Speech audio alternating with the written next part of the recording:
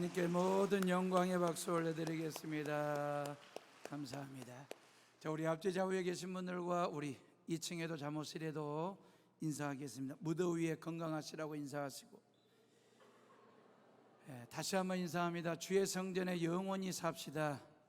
주의 성전에서 영원히 오늘 찬양의 가사처럼 주의 장막에서 영원히 머무는 산 말입니다. 자, 로마가 세계를 지배하던 1세기 때에 아테네와 고린도는 라이벌 관계에 있는 도시였습니다. 도시 규모 면에서 비슷해가지고 어느 도시가 더 크냐 작냐, 누가 좋냐 나쁘냐를 놓고 경쟁하는 두 개의 도시, 아테네, 고린도 말입니다. 근데 도시 규모 면에서는 비슷한데 도시의 어떤 분위기로는 전혀 다른 두 개의 도시 말입니다. 아테네는 철학과 문명의 도시였잖아요. 우상 숭배의 센터라고 할 정도로 영적으로 타락한 도시가 바로 아테네. 고린도는요, 상업의 도시였지 않습니까?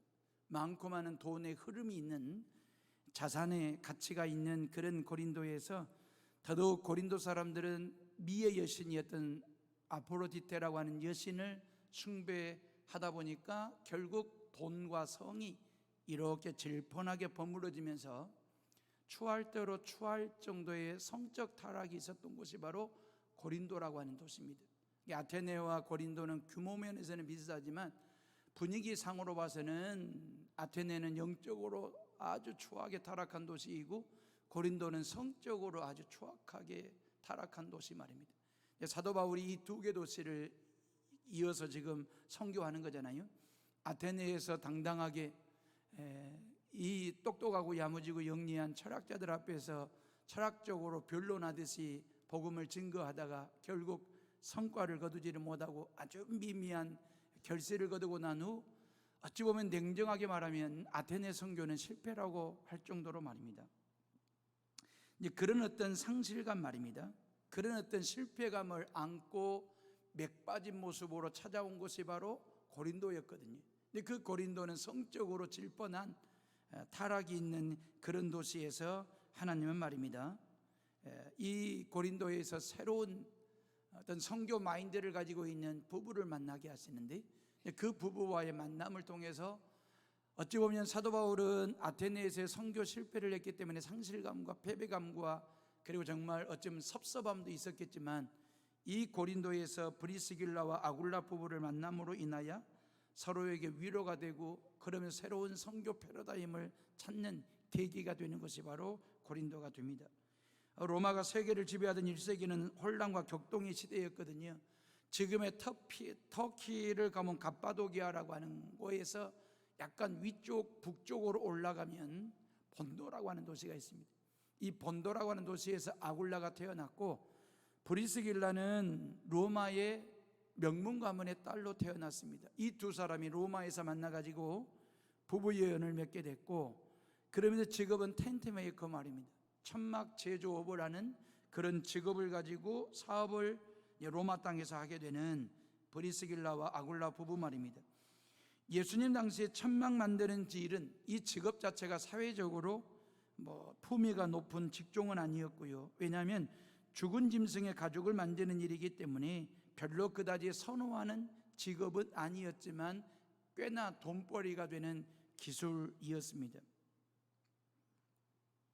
왜냐하면 1세기는 인구 이동이 심했던 지역이거든요. 왜냐하면 로마의 지배 아래, 로마 제국 아래 있었고 로마의 침략이 이루어지면 패배하게 되면 불갑을 다른 지역으로 피난을 가든지 이주를 해야만 하는데, 이게 고정식 집을 짓고 산다라고 하는 것이 장래에 대한 보장이 없는 거잖아요.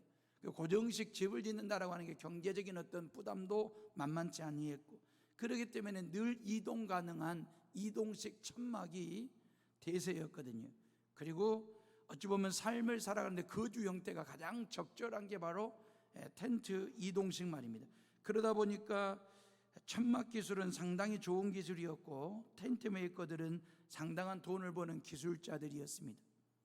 사도 바울도 실은 텐트 메이커잖아요. 천막 제조업자였지 않습니까?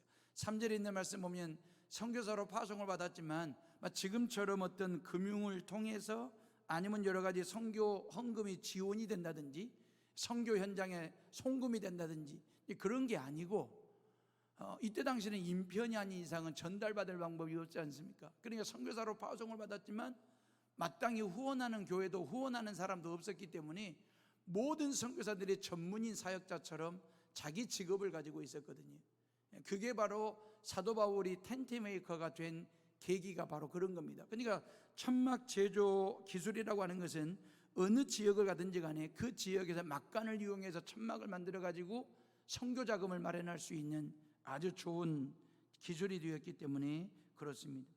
자, 브리스길라와 아굴라 부부도 텐트 메이커로 로마에서 돈도 잘 벌고 안정적으로 잘 살고 있었는데 로마의 글라우디오 황제가 말입니다, 로마 땅에서 유대인들을 강력한 공권력을 가지고 강제 추방령을 내리게 됩니다. 그러니 로마에서 장가도 갖고 가정을 꾸리게 됐고 또한 천막 제조업을 통해서 나름대로 생활의 안정적인 삶을 살다가 강제 추방을 당하게 됐으니까 어쩔 도리 없이 로마를 빠져나오면서 뭐 그런 거죠. 뭐 이런 건 뭐 우리가 흔히들 말하는 권리금도 못 받았다든지 아니면 재고품을 헐값에 처리했다든지, 그리고 이제 공권력에 의한 파산 선고를 받았으니까 이 아굴라 부부도 빈손으로 빈털터리로 로마를 빠져나올 수밖에 없는 그런 상황 말입니다. 그러면서 고린도로 이주를 하게 됐는데 아마 아굴라 부부도 상실감이 컸을 거고 아마 살아갈 일이 막막한 그런 답답한 마음을 가지고 고린도에 왔다가 사도 바울을 만나게 되는 거죠. 그러면서 사도 바울을 만나 평생 선교 동역자로 말입니다, 신앙의 동기로 살아가게 되는 새 사람이 되게 되는 것입니다. 하나님의 선교와 영혼 구원하는 일을 하는 사도 바울에게 이제 브리스길라와 아굴라 부부가 내 목이라도 내놓겠다는 심정으로 선교사에게 헌신하고 뒷바라지를 한 아름다운 한 쌍이 바로 아굴라와 브리스길라 부부였습니다. 선교 실패로 인한 상실감이 컸던 바울과 강제 추방으로 인한 그 사업의 실패에 대한 트라우마 말입니다. 이런 상태에 놓인 아굴라 부부의 만남은 이건 우연이 아니라 하나님의 인도하신 섭리였을 뿐만 아니라 어떤 하나님의 인도하심 가운데 만나게 된 필연적인 만남이고 축복이었다라고 하는 것입니다. 하나님은 이런 좋은 만남을 통해서 당신의 뜻을 이루시고요, 당신의 나라를 건설해 나아가시는 하나님의 손길이 여러분들의 삶의 사이사이 페이지마다 이렇게 배어 있다는 사실을 기억하시고 하나님의 인도하심을 받는 저와 여러분들이 꼭 되시기를 주의 이름으로 축복합니다.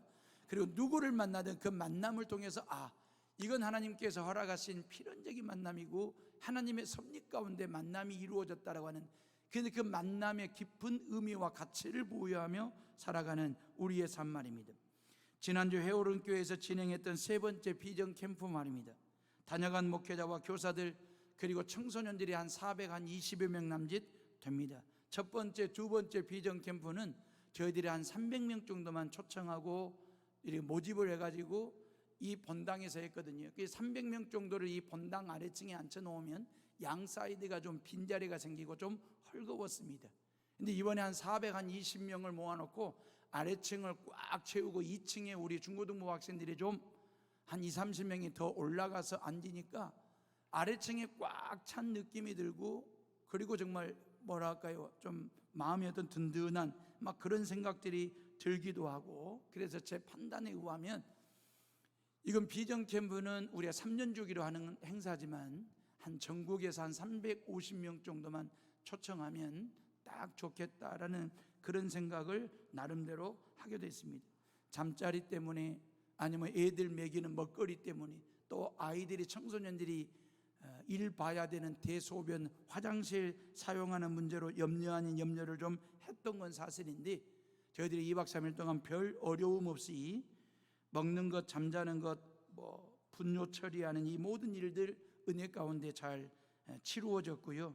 그리고 정말 감사했던 것은 우리 교인들이 수시로 들락날락 하시면서 화장실 청소를 그리 깨끗하게 해주셨고, 밤 11시 넘고 난 후에 애들이 다 씻고 용변 보고 난 후에 잠자리 들어가면 그 밤 11시 넘은 시간에 우리 장로님들, 안수 집사님들, 권사님들, 집사님들이 오셔가지고 화장실을 깨끗하게 청소해 주셔가지고 그 다음날 청소년들이 깨끗하게 쓸 수 있도록 섬겨주신 부분, 그 일들 말이에요. 또 식사 준비해 주시는 일에 이 불볕 무더위에 돈가스를 500장씩 만들면서 구우면서 학생들 끼니 책임져 주셨던 모든 여종들의 섬김과 수고의 사랑의 손길들 말입니다. 제주도에서 온 교인들, 전국 각지에서 오신 목사님들이 이런 섬김도, 이런 비전 캠프도 가능하겠구나. 400여 명의 학생들을 초청하여 100% 무료로 온 교인들이 구석구석에서 오른손이 하는 일을 왼손이 모르게 헌신하며 봉사하며 땀 흘리며 수고하고 애쓰는 이러한 헌신자들이 있기에 2박 3일 동안 청소년들이 은혜 받는 일에 집중할 수 있었다라고 하는 얘기들을 하시더라고요. 일면식도 없는 청소년들이 제주도에서, 저 충청도에서, 전라북도에서, 전라남도 각 지역에서 예수 그리스도를 믿는 기독학생이라는 이름만으로 해오름에서 만남을 가졌으니 이 얼마나 감사한지. 참 좋으신 강사 목사님들께서 당신들을 쥐어 짜내시는 메시지 전달과 기도 훈련은 이번 비전 캠프의 백미 중에 백미였습니다. 그리고 우리 해오름의 미래인 우리 학생 청년들의 헌신과 모든 성도들의 아름다운 섬김이 잘 버무려진 비전 캠프가 되었습니다. 무엇보다도 400여 명의 청소년들이 3일 동안 예수 그리스도를 인격적으로 만나는 신비로운 영적 체험을 했다는 점이 가장 큰 성과라고 생각할 수 있고요. 그러면서 다녀가신 목사님들이 다시 각 교회에 도착하셔가지고 저에게 전화로, 카톡으로 그동안 너무너무 고마웠다고, 감사했다고 격려의 전화와 감사의 전화를 보내시면서 애들이 달라지는 모습이 느껴진다고 그리들 말씀하셨습니다. 사랑하는 해오름의 식구들이여, 여러분들이 성경학교와 비전 캠프를 위해서 끼니를 금식하며 기도하시는 그 가력함을 하나님께서 귀하게 보시고 귀한 은혜를 시간마다 애들 가운데 부어주셨고 그 아이들의 심령 속에 부어주셨다고 생각합니다. 예수 심장을 이 세계에 갔으니까 예수 심장을 가지고 당당하게 담대하게 하나님의 걸작품으로 살아가는 청소년들이 되도록, 어린아이가 되도록 여러분들의 기도의 끈을 붙잡고 계속해서 기도해 주시기를 주님의 이름으로 부탁을 드립니다. 다음 세대들이 평생 예수님 잘 믿도록, 우리 유치부 아이들이, 아동부 아이들이, 우리 중고등부 아이들이, 청년들이 평생 예수님만 잘 믿으며 살 수 있도록 여러분들이 기도해 주시고 관심 갖고 그 아이들에게 하나님의 사랑 쏟아붓는 기성세대와 부모님 세대들이 다 되시기를 주님의 이름으로 축원합니다. 아글라와 브리스길라 부부가 어디서 어떻게 예수님을 믿었는지에 대해서는 성경에 정확한 기록이 없습니다. 다만 고린도에서 사도 바울을 만나가지고 선교 동역자로 신앙의 동지로 살면서 그들의 인생이 바뀌고 삶의 목적과 방향이 바뀌었다고 하는 것은 정확히 성경에 나와 있는 아름다운 한 쌍의 부부 이야기입니다. 비행기나 배를 타고 아주 멀리 다른 나라, 다른 문화권으로 공간 이동하는 것만이 선교가 아니라 내 삶의 자리에서 여기 어때 하면서 복음 전하는 선교 말입니다. 여기 어때, 이 사람 어때, 그 말이에요. 여기서 이 사람에게 복음을 전하고 난 후에 저기 어때, 그 말이에요. 저 사람 어때로 이 선교의 지경을 넓혀가는 선교에 대한 새로운 패러다임 말입니다. 선교를 나로부터 시작하는 거죠. 지금으로부터 시작하는 거죠. 누구에게든지라는 믿음을 가지고 영혼 살리는 일을 지금 여기에서 어때, 그 말이에요. 내 삶의 현장에서 어떻게 하면 내가 선교사로 살 수 있는지, 내 삶의 현장에서 어떻게 하면 내가 선교사가 될 수 있고, 내 삶의 현장을 어떻게 하면 선교지화할 수 있는지를 늘 살피면서 하나님의 뜻을 구하고 하나님의 음성을 듣는 삶을 살아가는 해오름의 성도들 되시기를 주님의 이름으로 축원합니다. 바울과 아글라 부부가 고린도 선교를 통해서 우리에게 일깨워주는 선교의 새로운 패러다임은 뭐냐면 이런 거죠. 바울과 아글라 부부의 직업은 텐트메이커, 이 동일한 직종이었잖아요. 다시 말하면 그들에게 주어진 삶의 현장에서 일터 선교사였다라고 하는 거죠. 생활 선교사였다라고 하는 거죠. 다시 말하면 생활의 삶의 현장을 선교지화로 삼고 일터 선교사로, 생활 선교사로 주신 사명을 감당하면서 여기 어때, 그 말이에요. 이 사람 어때, 그 말이에요. 여기에서 이 사람에게 복음 증거하는 일들을 했다라고 하는 것입니다. 이들은 텐트메이커였기 때문에 동일한 직종에서 일을 했기 때문에 1세기는 전쟁과 기근, 자연재해로 인하여 어디다가 정부칠만 하며 살 수 없을 정도로 인구 이동이 아주 심했던 때였거든요. 그래서 미래가 불확실하다 보니까 평생 살 집을 짓고 산다는 게 쉽지 않은 일이었고, 돈도 만만치 않은 일이었고, 그래서 이동식 천막집을 짓고 많이들 산 거지요. 정치적 격동의 시대에 불확실성이 지배하는 사회에서 텐트는 가장 적절한 주거 형태였거든요. 그러니 천막 장사가 되고 천막 장사가 돈이 되고 그 업을 삼는 것은 대단한 기술이었거든요. 산농공상, 오랜만에 들어보셨지요? 이 산농공상 할 때 산은 선비사자잖아요. 그리고 농업과 상업과 공업 말입니다. 이 말은 어찌 보면 산농공상이라고 하는 말은 직업을 구분하고 직업을 구별하는 말이지 않습니까? 근데 우리나라는 고려시대나 조선시대 때에 산농공상은 직업을 구별하는 단어로 쓴 게 아니라 신분을, 계급을 만드는, 인간을 서열화하는, 그 사람이 어떤 직종에서 어떠한 직업을 가지고 어떠한 일을 하느냐에 따라서 사회적인 신분 계급으로 만들어버린, 서열화하는 그런 어떤 후진성을 가지고 있었던 우리 사회 말입니다. 그럼 서양 사회는요, 서양 사회도 여전했습니다. 서양 사회도 산농공상이 정확히 신분 계급처럼 말입니다.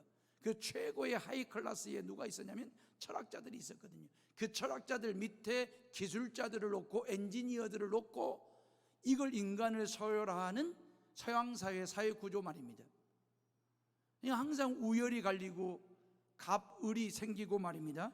그런 사회적 구조를 가지고 있었거든요. 그런데 유대인들은 말입니다, 이 산농공상을 계급화하지 아니했습니다. 신분화하지 않고 서열화하지 아니하고 그냥 직업의 하나로서, 아니면 유대 나라라고 한 나라의 시스템이 돌아가고 운영이 되어지기 위해서는 반드시 사도 필요하고 농도 필요하고 상도 필요하고 공도 필요하다라고 하는, 모든 사람들이 다 서로가 서로를 인정하며 존중히 여길 줄 아는 산농공상의 시스템을 가지고 있었습니다. 왜 그런 줄 아십니까? 유대인 사회는 말입니다, 오히려 유대인 사회는 노동자와 기술자를 더 우대하는 시스템을 가지고 있었습니다. 그 이유가 뭐냐면 하나님도 노동자였다라고 하는 믿음을 가지고 있었거든요.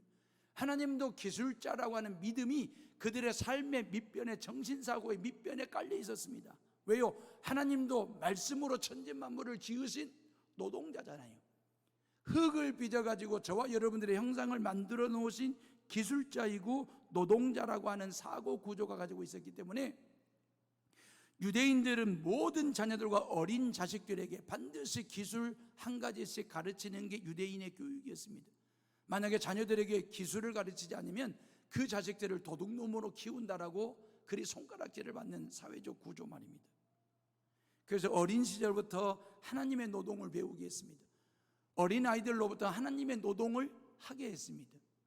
그래서 하나님은 노동자고 기술자다라고 하는 그 믿음을 가지고 있었기 때문에 유대인들에게 산농공상은 계급이 아니라 직업 자체였습니다. 그리고 서열이 아니라 구성원들 간의 윈윈하고 상생할 수 있는 사회 조직원의 한 사람으로 인정하는 그런 사회 구조 말입니다. 예수님은 목수이셨지 않습니까?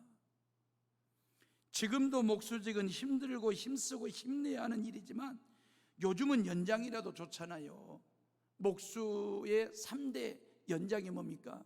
망치와 톱, 대패이거든요. 근데 요즘은 연장이 너무너무 좋아요. 못도 좋지, 줄자, 직각자, 에어컴프레스 있지, 전기 절단기 있지, 휴대용 기계톱을 가지고 있지.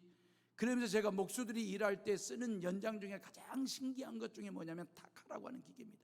타카 하면서 못을 쏘아서 고정시키는 그 타카라고 하는 기계를 보고 있노라면 참 신기하다 할 정도로 목수들의 일손을 얼마나 덜어주는 그런 고성능 그 연장과 기계가 있는데 말이에요. 여러분, 예수님 당시의 연장이, 그런 연장이 어디가 있겠습니까? 아주 단순하고도 단조로운 연장 외에는 아무것도 없죠. 그러니까 수작업이 아닌 이상은 탁자 하나도 의자 하나도 만들 수 없는 예수님 당시의 목수의 직이었습니다. 예수님의 그 목수직을 가지고 목수 일을 하셨거든요. 그렇기 때문에 예수님도 당시 노동자 중에 상노동자였죠. 예수님도 노동자요 기술자였거든요. 더더욱 예수님은 말입니다, 당시 세리와 창녀였던 사람들 말입니다. 예수님 당시의 창녀들은 그냥 길거리에서 누구든지 돌을 쳐서 죽여도 살인죄가 적용되지 아니할 정도로 세리와 창녀는 말입니다, 그냥 짐승 취급을 받던 그런 시대였습니다. 그런데 이런 세리 마태를 예수님은 12제자 중에 한 사람으로 뽑으셨고요, 세리장이었던 삭개오의 집에 들어갈 때에 수많은 사람들이 뒷곡주에 대고 죄인의 집에 들어간다고 욕하고 비난하고 비판했을 때에도 예수님은 아랑곳하지 아니하고 삭개오의 집에 들어가서 하룻밤 묵으시기도 하셨던 그 예수님 말입니다. 예수님은 창녀들하고 식사까지도 하셨고 말입니다. 예수님은 아주 짧은 33년의 생애를 사시면서 어부나 농부나 세리나 창녀 수많은 사람들을 만나셨지만 직업을 가지고 사람을 차별하시거나 그 사람의 가치를 매기지 아니하셨을 뿐만 아니라 그냥 그 사람이 좋아서 그 말이에요. 그 사람이 좋으셔서 이 사람이 어때? 한 사람 한 사람 그 자체의 귀한 가치를 두고 만나셨을 뿐만 아니라 그들에게 하나님의 나라를 선포하신 분이 바로 예수 그리스도이셨다라고 하는 것입니다. 자, 브리스길라와 아굴라 부부의 직업이 뭡니까? 천막 만드는 사람 말입니다. 이때 천막 재료는 짐승 가죽밖에 없지 않습니까? 지금이야 뭐 별 좋은 재료들이 많지만 예수님 당시에는 짐승 가죽이 유일한 재료였습니다. 예수님 당시에 짐승 만지는 일들이나 짐승의 피를 만지는 일은 사회적으로 신분 자체가 천한 직업이었거든요. 그래서 양치기 목동들은 사람으로 보지 아니했지요. 양 무리 중에 하나로 볼 정도로 말입니다. 그러니 양가죽으로 옷을 만들거나 천막을 만드는 기술자도 천하게 본 것입니다. 그런데 사도행전에 보면 베드로가 피장이라고 하는 말은 가죽 제품을 만드는 그 피장이 시몬의 집에 머물다가 고넬료가 예수님 믿고 구원받는 것을 베드로가 체험하게 되지 않습니까? 직업 자체가 사람을 부정하게 만들고 천하게 하는 게 아니지요. 사람이 직업을 부정하게 만드는 것이지 그 직업이 사람을 부정하게 만드는 것은 아니기에 베드로는 어부로 예수님의 제자가 되었고요, 마태는 세리임에도 불구하고 예수님의 제자가 됐고요, 베드로는 사도 바울은 가죽 가지고 천막 만드는 일을 하면서 자비랑 선교를 했거든요. 사랑하는 헤오름의 식구들이여, 여러분들이 어떤 일에 종사하십니까? 무슨 일을 하고 계십니까? 자부심을 가지십시오. 하나님 앞에서는 빈부귀천이 없습니다. 직업의 차별이나 서열도 없습니다. 하나님 앞에서 천한 직업이 없습니다. 다만 직업에 대한 천한 나의 생각이 있을 뿐이지 직업 자체에 천한 직업이 없습니다. 예수님은 모든 일을 귀하게 여기시고 모든 노동자 기술자를 귀하게 여기셨습니다. 산농공상 차별하지 아니하셨습니다. 모든 기술자를 사랑하시고 노동을 사랑하신 분이 바로 예수님이십니다. 고로 내 직업과 남의 직업을 귀하게 여기시고 나와 너를 귀하게 여기시는 헤오름의 식구들 되시기를 주님의 이름으로 축원합니다. 이래야만이 여러분의 삶의 현장을 선교지화할 수 있고 그 선교지화된 삶의 현장에서 내가 선교사로 살아갈 수 있는 것입니다. 골로새서 3장 23절 24절에 보면 무슨 일을 하든지 마음을 다하여 주께 하듯 하고 사람에게 하듯 하지 말라. 이는 유업의 상을 주께 받은 줄 알미니 너희는 주 그리스도를 섬기느니라 그랬어요. 여기서 중요한 말은 주께 하듯 무슨 일을 하든지 그랬습니다. 무슨 일을 하든지 그 말이에요. 하나님의 이름을 욕되게 하지 않는 한 그 말이에요. 죄가 되지 않는 한 그 말입니다. 주님의 뜻을 어기는 일이 아닌 한 무슨 일이든 마음을 다하여 주님께 하듯 하면 상관이 없고 차별이 없다라고 하는 얘기입니다. 고로 우리가 바꾸어야 할 생각 중에 하나가 뭔지 아십니까?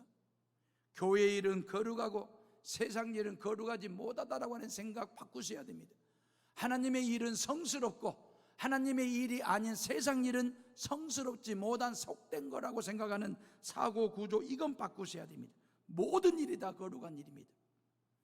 종교개혁자 마틴 루터가 이런 말을 했잖아요. 성당에서 미사를 집례하는 신부나 목장에서 젖을 짜는 목동이나 하나님 보실 때에 똑같은 일이고 똑같은 사람이다라고. 제가 목사로 사는 것이나 여러분들이 산농공상의 현장에서 사시는 것이나 같아요. 목사라고 해서 우쭐될 것도 없고 세상 일 한다고 해서 쫄 것이 없습니다. 무슨 일이냐가 성과 속을 구별하는 것이 아니고 어떻게 일하느냐에 따라서 성이 되기도 하고 속이 되기도 하는 것입니다. 제가 비록 목사로서 성직자이지만 제가 목회를 엉망으로 한다든지 하면 제 스스로가 속될 뿐만 아니라 목회도 속되고 교회도 속되게 되는 것입니다. 그러나 여러분들에게 주어진 삶의 현장에서 여러분들의 삶의 현장을 선교지로 삼고 하나님께서 나를 그 일터 선교사로, 생활 선교사로 하나님이 나를 파송하셨다라고 하는 그 믿음을 가지고 각자에게 주어진 삶의 현장에서 그 직장과 직업에서 열심히 성실하게 덕스럽게 정말 도덕적으로 윤리적으로 깨끗하게 성실하게 일하신다고 한다면 그것이 곧 성스러움이고 그것이 곧 그 직장 복음화를 위해서 우리가 일할 수 있는 삶이고 믿음이고 생활이다라고 하는 것입니다. 여러분들이 두 발 닿는, 여러분들이 엉덩이를 깔고 앉아있는 그곳이 하나님이 여러분들에게 허락하신 선교지라고 믿고 여러분들의 선교사로 사시기를 바라고 평신도 성직자로 살아가는 성도들 되시기를 주님의 이름으로 축원합니다. 이왕에 바꿀 것 바꿨으니까, 그죠? 여러분들의 머릿속에 사고구조 속에 교회 일은 성스럽고 교회 일이 아닌 세상 일은 속되다라고 하는 생각은 바꾸셔야 됩니다. 모든 일이 다 성스러운 것입니다. 내가 어떻게 일하느냐에 따라 성이 되기도 하고 속이 된다라고 하는 생각으로 여러분들이 정리가 됐으면 좋겠고, 또 하나 더 바꿔야 될 게 뭐냐면, 나는 열심히 일하고 돈 벌어가지고 헌금으로 선교에 동참할 뿐 선교는 선교사님들이 하면 된다. 이 사고구조 말입니다. 이 생각을 여러분들이 바꾸셔야 됩니다. 나는 선교 헌금을 내고 선교는 선교사님이 하는 거다. 나름 일리가 있는 말이잖아요. 이 말 자체가 잘못됐다 틀렸다라고 하는 그런 관점으로 말씀을 드리는 게 아니고, 우리가 좀 선교에 대한 새로운 패러다임을 갖는다는 차원에서 선교 헌금이 선교가 아닙니다. 여러분들이 하시는 일이 선교인 것입니다. 선교 헌금이 선교가 아니에요. 여러분들이 하고 있는 그 일 자체가 곧 선교가 된다라고 하는 생각 말입니다. 그래서 나에게 주어진 여기 어때 그 말이에요. 여기서 열심히 일하는 나도 선교사이다라고 하는 선교 패러다임의 변화 말입니다. 이게 하나님의 선교거든요. 사도 바울과 아굴라 부부가 고린도에서 1년 반 동안 텐트메이커 자비랑 선교를 하면서 새롭게 만들어낸 선교 패러다임 말입니다. 사랑하는 해오름의 식구들이요, 외국에서 복음 전하시는 선교사님들은 해외 선교사시고요, 나는 일터 선교사가 되는 것입니다. 해외 선교사님들은 전문 선교사님이시고 나는 생활 선교사가 되는 거죠.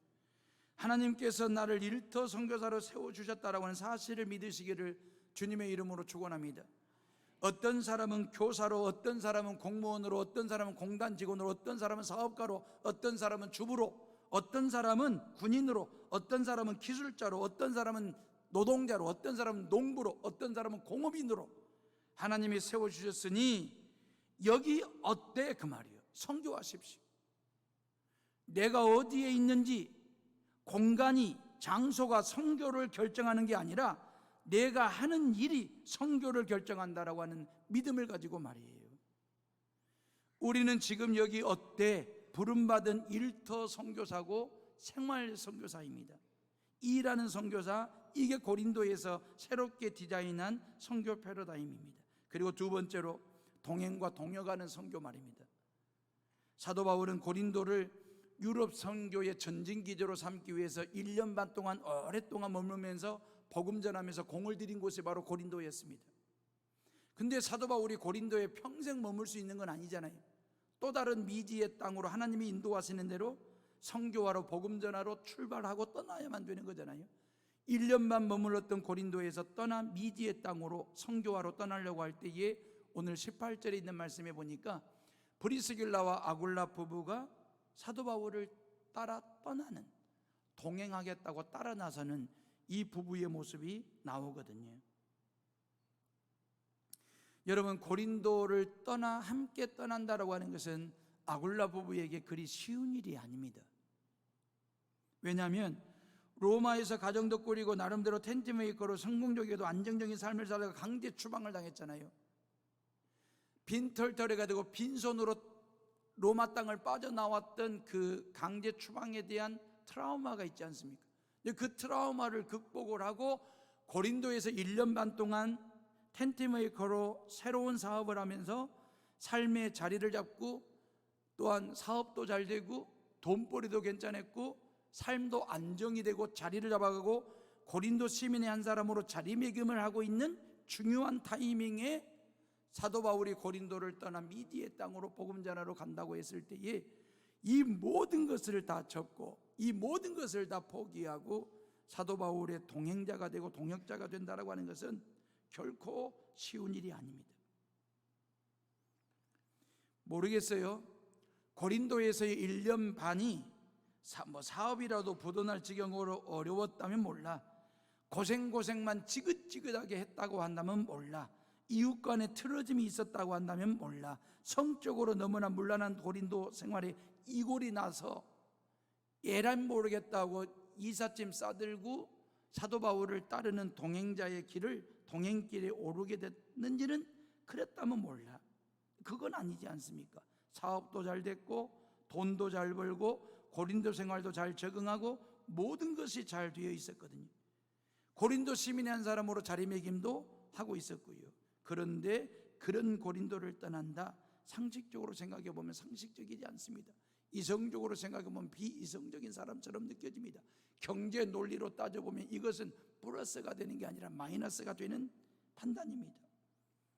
그럼에도 불구하고 또다시 미디의 땅으로 향하는 사도 바울을 따라 나서는 이유가 뭡니까? 바울과 동행하겠다는 이유가 뭡니까? 바울이 좋아서? 예, 이유가 될 만합니다. 정이 들었기 때문에 예, 이유가 될 만합니다. 미디의 땅에 대한 궁금증 때문에 또 다른 땅에 대한 도전하고 싶은 마음에 예, 다 이유가 될 수 있겠지만 이런 이유 때문에 삶의 터를 떠나고 사업장을 포기한다고 하는 것은 무리하고 무모함입니다. 하나님께서 원하시는 일일까? 저는 아니라고 생각합니다. 조금 전에 그랬잖아요. 우리 모두가 다 일터 선교사가 되고 생활 선교사가 되어야 된다고, 삶의 현장을 선교지화해야 된다고. 여기 어때? 이 사람 어때? 라고 복음을 전하고 난 후에 저기 어때? 다시 말해 우리 선교 지경을 확대하고 확장하는 거 말입니다. 이 사람 어때에서 저 사람 어때라고 선교의 대상에 대한 확장 말입니다. 그래서 오직 성령이 너희에게 말씀해 너희가 권능을 받고 예루살렘과 온 유다와 사마리아와 땅끝까지 이르러 내 증인되라고 하신, 다시 말해 성령이 우리 가운데 임하게 될 때 우리는 선교의 지경을 확장해 나갈 수 있지 않습니까? 선교의 대상을 확대해 나갈 수 있는 확장성의 원리 말입니다. 그 원리대로 얼마든지 고린도를 떠나서 또 다른 미디의 땅으로 복음 전하러 갈 수도 있습니다. 근데 사도 바울은 그런 이방인 선교사로 부름도 받았고 파송이라도 받았으니까 그게 당연한 것이라고 한다고 하지만, 아굴라와 브리스길라는 이미 로마에서 한번 실패했고 고린도에 와가지고 1년 반 동안 안정적인 삶의 자리를 잡았는데 그걸 포기하고 또다시 바울과 함께 이 고린도를 떠난다라고 하는 것, 이게 결코 쉬운 일이 아니다 그 말이에요. 근데 그 이유가 뭘까 그 말이에요. 이런 거죠. 제가 아까 조금 전에 여러 가지 이유를 설명했지만 그 모든 이유 다 접어버리고요.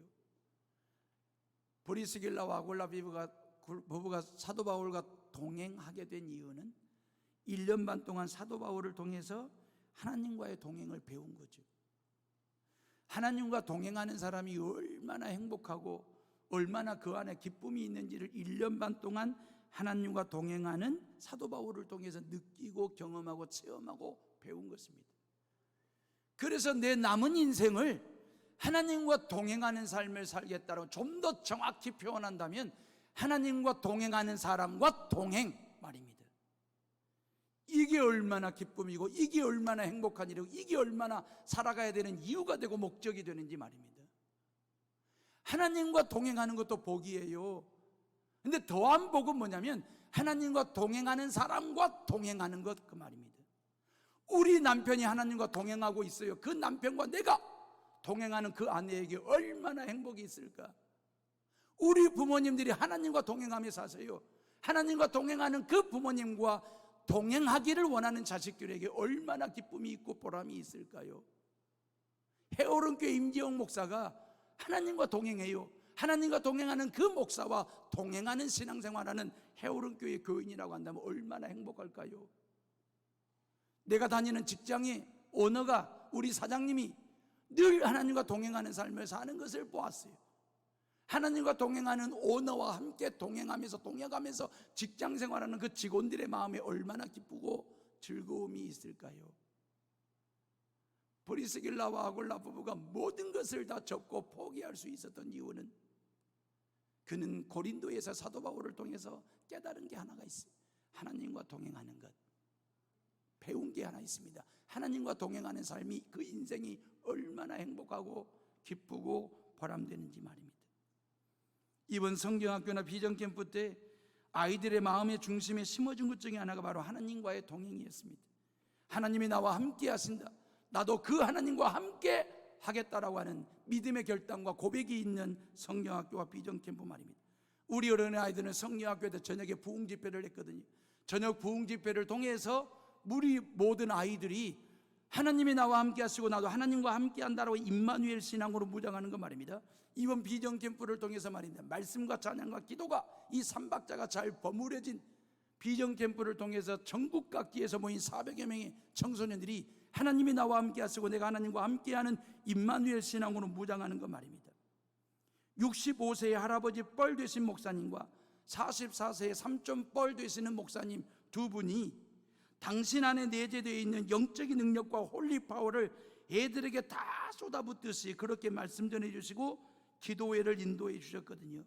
400명이 넘는 애들이 밤마다 이 강단에 모두가 다 올라와서 이 바닥에 모두가 다 무릎을 꿇고 1시간이 넘도록 1시간 반 동안 하나님 앞에 부르짖어 기도하며 울며 기도하는 그 아이들의 모습 말입니다. 저는 저 뒤쪽에서 이 아이들을 위해서 하나님 앞에 뭐라고 기도했냐면, 하나님, 이 아이들이 평생 하나님과 동행하는 인생을 살게 해달라고 그 기도를 했습니다. 왜요? 어린 아이들과 청소년 시절에 임마누엘 신앙만 제대로 경험해도 주님 품을 떠나지 아니할 것뿐만 아니라 설령 주님 품을 잠깐 떠났다 할지라도 다시 돌아오게 되는 계기가 어린 시절의 말이에요. 청소년 시절에 이 임마누엘 신앙을 경험하고 체험했을 때, 무장했을 때 말입니다. 그 신앙의 끈이 나중에는 다시 하나님 품으로 돌아오게 한다라고 하는 것입니다. 하나님과의 동행, 이보다 더한 기쁨이 어디에 있겠습니까? 하나님과의 동행, 이보다 더한 힘이 어디에서 나오겠습니까? 하나님과의 동행, 이보다 더한 꿈이 어디서 꿀 수 있겠습니까? 하나님이 나와 함께 하심을 믿으시기를 주님의 이름으로 축원합니다. 나도 하나님과 함께하는 삶을 살고 그렇게 고백하는 삶 말입니다. 결론입니다. 사랑하는 헤어로미 식구들이, 신앙은 하나님과의 동행입니다. 대통령과 동행하려면 청와대로 가야죠. 지금은 5천만 국민이 대통령과 동행할 때입니다. 일본 경제 보복이나 한미, 북미 그 남북 관계에 얽히고 설킨 난제를 푸는데 대통령과 마음을 모으고 뜻을 모으고 힘을 모아 동행하고 동역하고 동감해야 할 중요한 때입니다. 선생님과 동행하려면 학생이 되어야 됩니다. 하나님과 동행하시려면 기독교인이 되셔야 됩니다. 내가 기독교인으로 산다는 것은 하나님과 동행하는 삶을 산다라고 하는 얘기거든요. 삶의 연장, 여기 어때? 그 말이에요. 여기서부터 그 말이에요. 하나님과 동행 말입니다. 그리고 내 삶의 지경을 넓혀가는 저기 어때? 그 말이에요.